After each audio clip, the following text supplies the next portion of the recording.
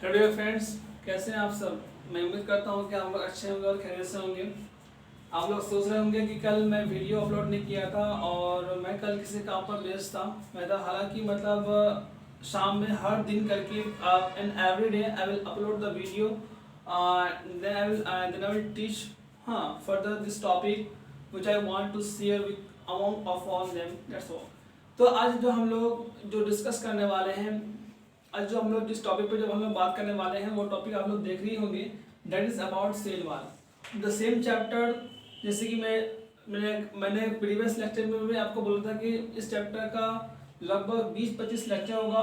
और जिस तरीके से आप देखेंगे तो हर एक अलग अलग तरीके से इसको सेपरेटली हम किए कि तभी तभी आपको समझ में आएगी। नहीं, इस प्रकार से अगर समझेंगे तो हम इसको अच्छी तरीके से हम अपने इस लेक्चर के थ्रू हम इसको अंडरस्टैंड कर सकते हैं, इसको हम लोग कॉम्प्रिहेंड कर सकते हैं।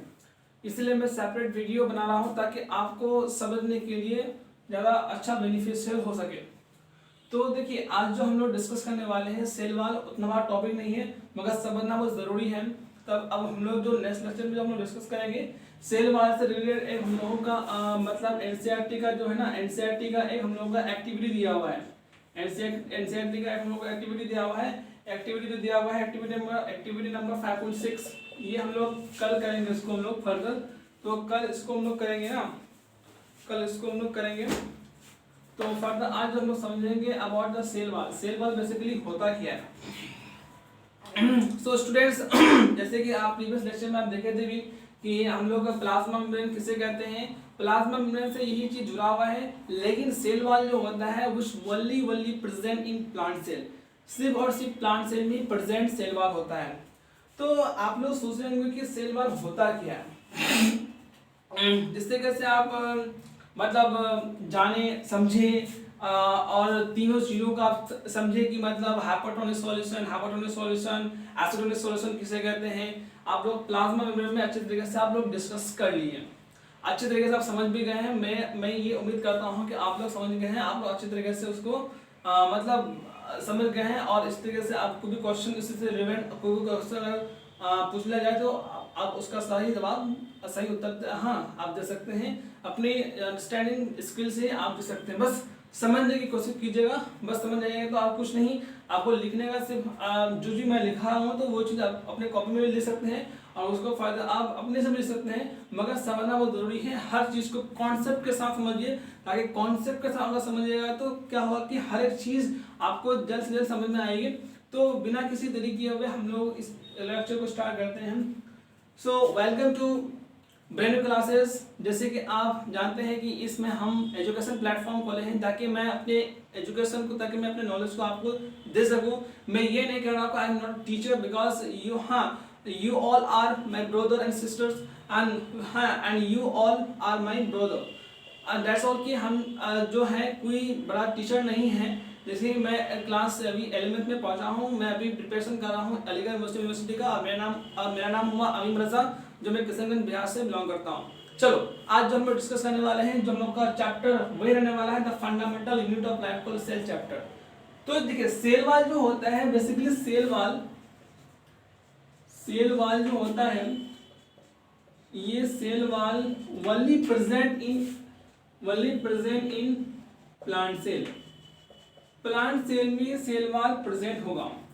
हम लोग जो है थोड़ा सा नेक्स्ट लेक्चर में हम डिस्कस करेंगे प्लांट सेल और एनिमल सेल में क्या क्या डिफरेंशिएट है, किस तरीके से उसको हम लोग डिस्टिंग्विश कर सकते हैं।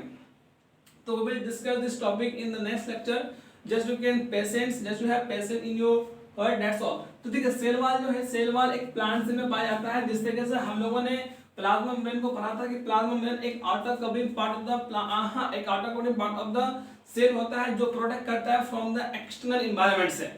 और कोई भी चीज हमारे बॉडी में एंटर करता है तो वो प्लाज्मा मेम्ब्रेन के थ्रू, वो सेल मेम्ब्रेन के थ्रू ही क्या करता है, एंटर करता है।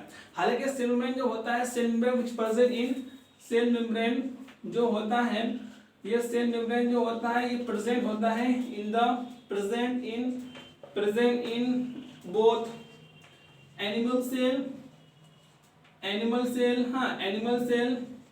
as well as ये animal cell as well as plant cell दोनों में ही क्या होता है कि प्रेजेंट हमारा सेल मेम्ब्रेन होता है। लेकिन आज का स्पेसिफिकली क्या होता है कि सेल वॉल जो होता है which only present in plant cell, ये सिर्फ और सिर्फ प्लांट सेल में प्रेजेंट होता है।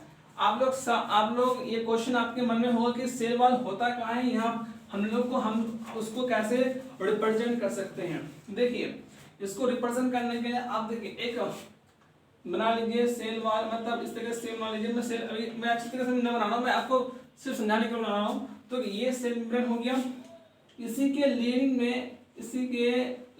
में जैसे कि मतलब ये हो गया सेल वॉल, ये हो गया सेल वॉल, और ये हो गया सेल मेम्ब्रेन, ये हो गया सेल मेम्ब्रेन। और इसके अंदर आपको वैक्यूल प्रेजेंट होता है, फिर न्यूक्लियस होता है, फिर साइटोप्लाज्म होता है। तो तरह तरह का सेल हम लोगों का स्ट्रक्चर जो हम लोगों ने पढ़ा था अभी, तो अलग अलग सा स्ट्रक्चर होता है, अलग अलग तरीके से उसको डिफरेंशिएट करके हम लोग उसको क्या करते हैं, स्टडी करते हैं।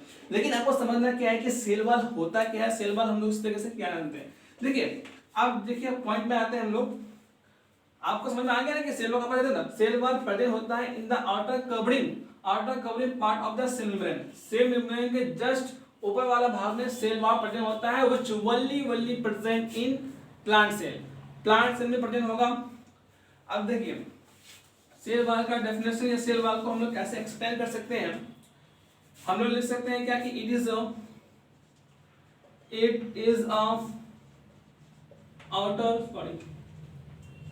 a outer covering, है ना, it is the outer covering part of cell membrane which is rigid, जो rigid और hard structure होता है, और हार्ड स्ट्रक्चर होता है is known as cell wall. इसी को हम लोग सेल वॉल कहेंगे। अब देखिए यहाँ पे पॉइंट आता है कि सेल वॉल किस चीज का बना हुआ होता है, ये कैसे बनता है। सेल वॉल को बनाने के लिए मेनली जो कॉम्प्लेक्स सब्सटेंस जो होता है वो सेलुलोज होता है। सेलुलोज जो होता है वो सेलुलोज क्या होता है कि is a complex substance which help to made up of या which help to made a cell wall, जो सेल वॉल को बनाने के लिए क्या करता है, मदद करता है। तो सेल वॉल को बनाने के लिए क्या करता है, मदद करता है। तो हम लोग कह सकते हैं कि cell wall which is made up of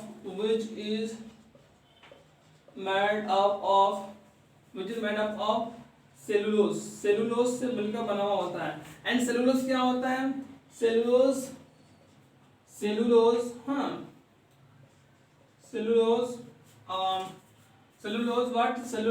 is a complex substance, हाँ,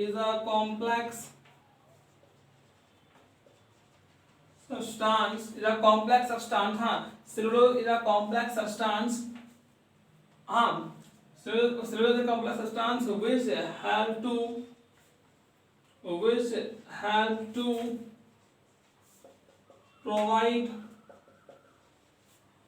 provide the strength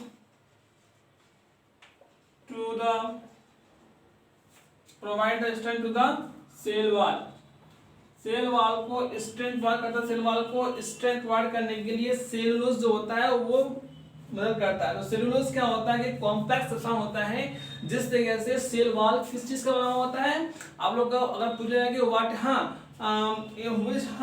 मतलब बोल सकते हैं क्वेश्चन अगर आ जाता है कि क्वेश्चन पूछ सकता है कोई भी कि सेल वॉल किस चीज का बना होता है, how cell wall is made up of. तो cell wall is made up of cellulose, where cellulose is a complex substance which help to provide the strength to the cell wall। ठीक है, आप लोग समझ गए होंगे अच्छे से।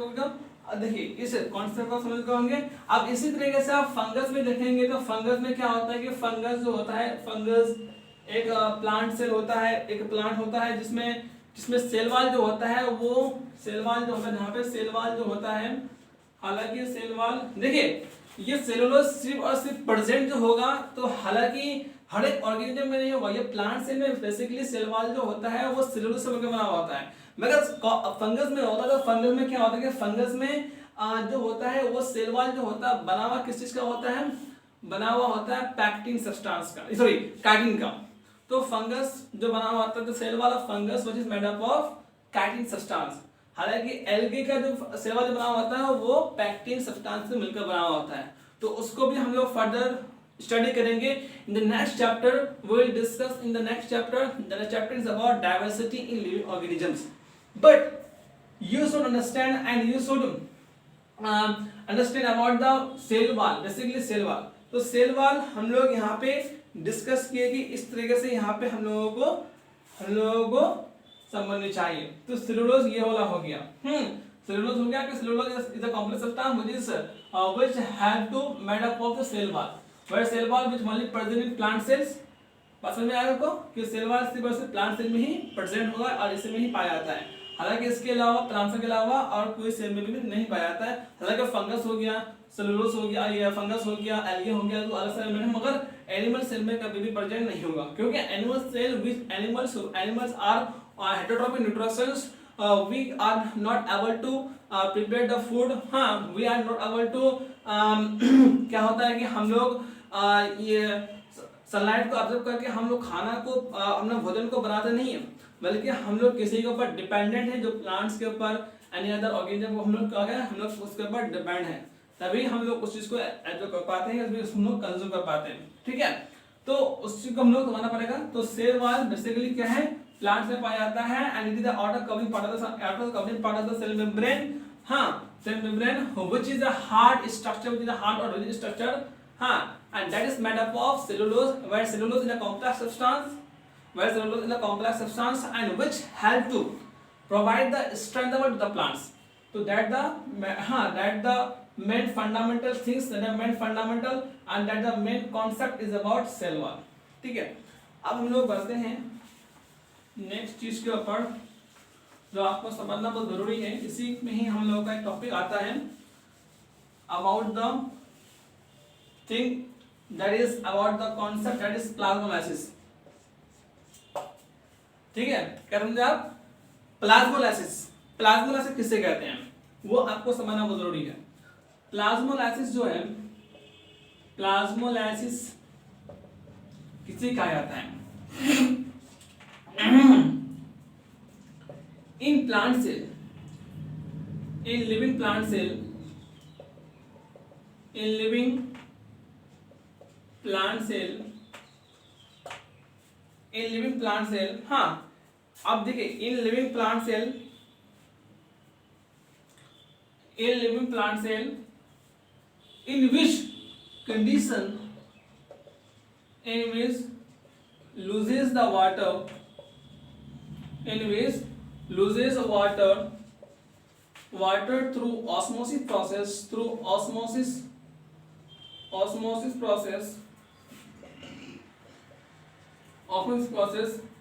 it will shrink or contraction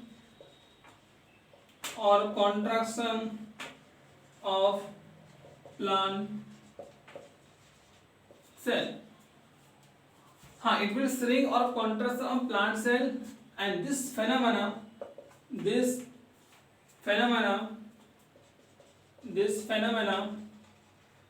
is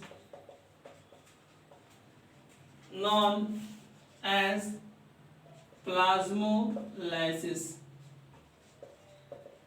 देखिए, प्लाज्मोलाइसिस को समझना आपको कैसे पड़ेगा। देखिए, अगर आप समझ नहीं पा रहे कि प्लाज्मोलाइसिस होता क्या है, प्लाज्मोलाइसिस में चुटकी में आपको मैं इसी तरीके से इसको मैं आपको समझा जाता हूँ, आपको मैं कंप्रीहेंड, आपको मैं अंडरस्टैंड करा जाता हूँ, ताकि आप समझने में थोड़ा सा ये रहे, फ्री रहे कि आप समझ जाए। देखो, प्लाज्मोलाइसिस क्या है कि हमारा प्लांट है, प्लांट सेल या प्लांट्स, लिविंग प्लांट जो होता है, जब वाटर को क्या करता है कि लूज करता है, जब वाटर को लूज करता है through the process of osmosis हम लोगों ने प्रीवियस लेक्चर में डिस्कशन किया था। अगर कोई स्टूडेंट अगर ऑस्मोसिस में कुछ प्रॉब्लम है तो आप उस लेक्चर को देख सकते हैं और उससे आप अंडरस्टैंड कर सकते हैं कि what is the process osmosis and how can we understand about the process osmosis, तो उसको आप अच्छे तरीके से समझ सकते हैं। तो यहाँ पे समझना आपको जरूरी क्या है कि प्लाज्मोलाइसिस वो ऐसा प्रोसेस होता है जब लिविंग प्लांट सेल से वाटर लूज होता है या वाटर वहां से एक्सक्रीट होता है। हाँ, do the process of osmosis, इस कंडीशन में क्या होता है कि प्लांट्स जो होगा इट विल श्रिंक, जो श्रिंक हो जाएगा, जो सिकुड़ जाएगा और कॉन्ट्रैक्शन हो जाएगा, आपस में सिकुड़ जाएगा, कॉन्ट्रैक्शन हो जाएगा। जिस तरीके से हम लोगों ने हाइपरटोनिक सिचुएशन में हम लोगों ने पढ़ा था कि जब अगर वाटर का कंसंट्रेशन कम होगा, हाँ, rather than the concentration of the cell, तो in that condition that the solution will become, that the cell will become shrink, जो वो सिकुड़ जाएगा। तो उसी तरीके से वाटर निकलेगा, तो वाटर निकलने के कारण, वाटर लूजेस होने के कारण क्या होगा कि श्रिंक हो जाएगा और कॉन्ट्रैक्शन हो जाएगा। इसी फेनोमेना को हम लोग प्लाज्मोलाइसिस कहते हैं। इसी फेनोमेना को हम लोग क्या कहते हैं? प्लाज्मोलाइसिस कहते हैं।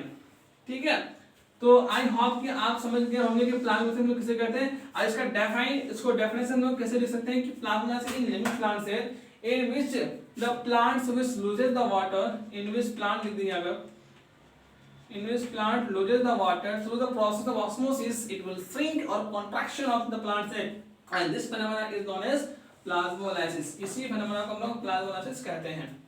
ठीक है, आई होप कि आप इस चीज को समझ गए होंगे और सेल वॉल से रिलेटेड कोई क्वेश्चन आ जाए तो आप लोग अच्छी तरीके से आप इसको कंप्रीहेंड किए होंगे, और मैं उम्मीद भी करता हूँ कि आप लोग अच्छी तरीके से इसको हाँ अच्छी मतलब बेहतर तरीके से आप समझ गए होंगे। तो मैं जो नेक्स्ट लेक्चर में जो मैं डिस्कस करने वाला हूँ वो एनसीईआरटी का एक एक्टिविटी पॉइंट दिया हुआ है, इसी से बेस्ड मैं उसको इलाबोरेट तरीके से मैं आपको समझाऊंगा कि उस एक्टिविटी से आपको क्या लर्न होगा, क्या समझ में आएगा।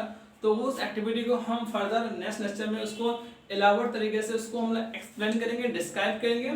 बट बल्कि शुरू से लेकर आखिर तक मैंने जो कुछ भी पढ़ाया, जैसे कि सेल का द फंडामेंटल का डेफिनेशन, उसका स्ट्रक्चरल फंक्शनल हम लोग क्यों कहते हैं, फर्दर हम लोगों ने जाना कि प्लाज्मा मेम्ब्रेन किसे कहते हैं, और फर्दर हम लोगों ने जाना कि सेल जो वर्ड जो है वो किस चीज से आया है, वो लैटिन वर्ड से आया है, उसको कौन डिस्कवर किया, कैसे डिस्कवर किया, क्या होता है। इसी तरीके से हम लोगों ने सवाल आप अपने प्रीवियस लेक्चर में डिस्कस कर ली हैं। आप उसको लर्न, आप उसको समझ करके आप अपने प्रिपरेशन को बेहतर बना सकते हैं।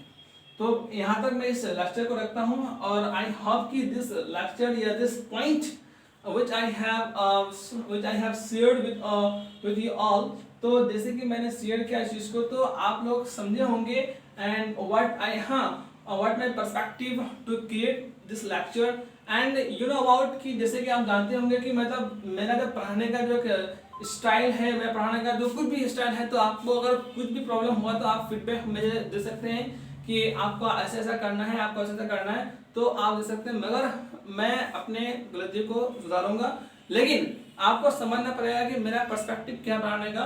आप लोग अच्छी तरीके से यहाँ पे क्या कर सकते हैं, लर्न कर सकते हैं और अपने टॉपिक को इजी बना सकते हैं।